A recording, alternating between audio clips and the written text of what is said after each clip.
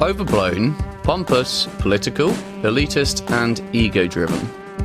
Despite having inadvertently described Piers Morgan, I am in fact speaking of the annual Hollywood circle jerk, commonly referred to as the Oscars, which enters its 93rd ceremony this year. This year will most likely be a different kind of affair, with most of the glitz and glamour being somewhat restricted by COVID regulation. But what is clear is that most of the regular contenders have arrived and are ready to speak their piece. The usual suspects include films that give the impression of pushing politicised agendas, without saying anything all that new at all, films with a distinct whiff of Oscar bait around them, and who can forget, films based around Hollywood sucking its own dick. And of course, it goes without saying, not one singular horror movie in sight whatsoever. The pandemic seems to have weaned out many of the left field nominations this year. You know, the flicks that are only there to entice a younger generation. No Black Panther or Suicide Squad, or God forbid we get another year where a Crash caliber film sweeps the night. But whether you view the Oscars as a celebration of cinematic achievement through the most brilliant and balanced minds the Academy has to offer, or an over-politicised glorification of snobbery that hasn't strayed too far from its union-dodging, tycoon-supportive inception, one thing seems clear this year. Whilst ejecting any award prospects for films that could even vaguely be described as popular, that is the vast line of entertainment that has had its release dates delayed due to the pandemic, expectations for this year's ceremony seem to be at an all-time low. There's no bad film nominated that would inevitably stir up controversy, few unexpected films that draw in conversation, there's barely really any snubs this year. It all seems a little meh. I mean, Maria Popova is nominated for Borat 2, but even that curveball seems a little deflated. You can blame COVID for this constricted enthusiasm, as there's less to watch and much more important things to worry about and look forward to now. It also can't be ignored that this guy had a pretty bad effect on the event too, to say the least. But is this subdued attitude actually indicative of audiences growing tired of the Hollywood shtick? Right now, it's too early to say, but it'll be interesting to see how the event in 2022 fares in comparison to this year. But anyway, with some of what I've mentioned in mind, let's have a look at some of the Oscar frontrunners for this year in a series of reviews and critiques. And yes, I am English and could have done a video on the BAFTAs, but who really remembers that's a thing? We shall begin with the most Oscar-y of movies this year, starring Gary Oldman in David Fincher's Mank. The film serves as a biopic to Herman Mankiewicz, with attention to his initial first draft script contribution to the magnum opus of a movie, Citizen Kane.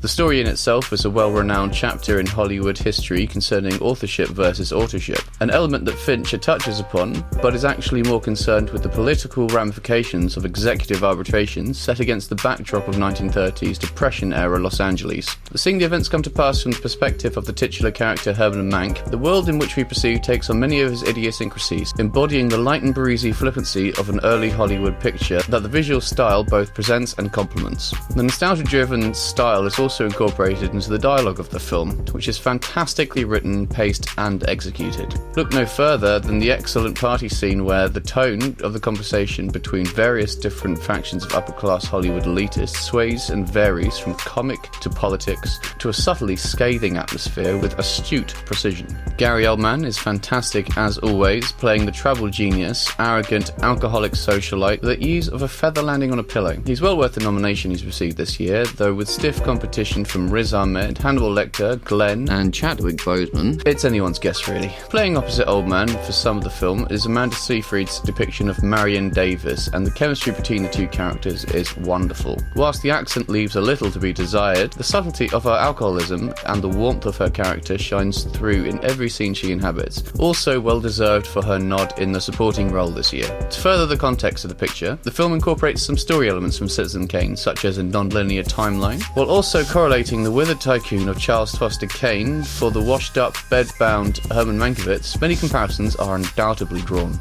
David Fincher has refined his directorial style to better suit the intertextual visual complexion of the film, managing to adapt his perfectionist tendencies into a more period-driven approach. In combination with Trent Reznor's brilliant score and Eric Messerschmitt's cinematography, Mank is well deserved of the Best Picture nod, though may have been let down by one or two somewhat forgivable pacing issues. The sideways swerve the narrative takes towards a more political inclination at first seems a little tenuous, though won me over by the end of the film when considering the story as a whole. The film, after all, is in part about the contributions of real-life people's personas that went into the inspiration of Citizen Kane characters, of which the politics here are unavoidable. It also serves as a backhanded way of relating the American political landscape of yesteryear with the politics of today, drawing some uncomfortable similarities in places. This is concerning Hollywood's influence on the general public at a time when desperation was rife. It ends up drawing comparisons to the epidemic of fake news in modern society, furthering the text of the film, though in doing so, detracting from the period style somewhat. The dichotomy of the themes nearly works here, but tends to stand out from the rest of the picture in such a way that it is a little distracting.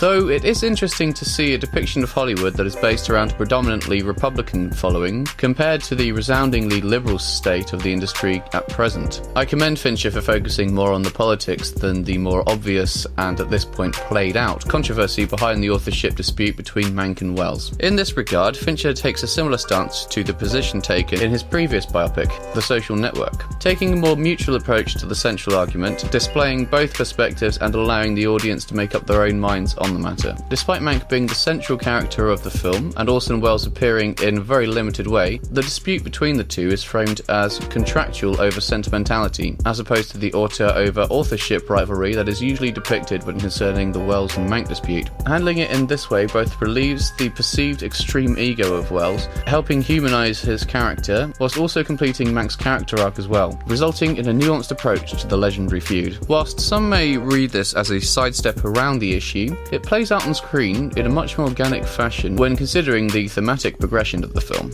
So with all this in mind, does Mank deserve all the award attention it's receiving? I'd probably have to say yes. It's a David Fincher movie with Gary Oldman in it after all.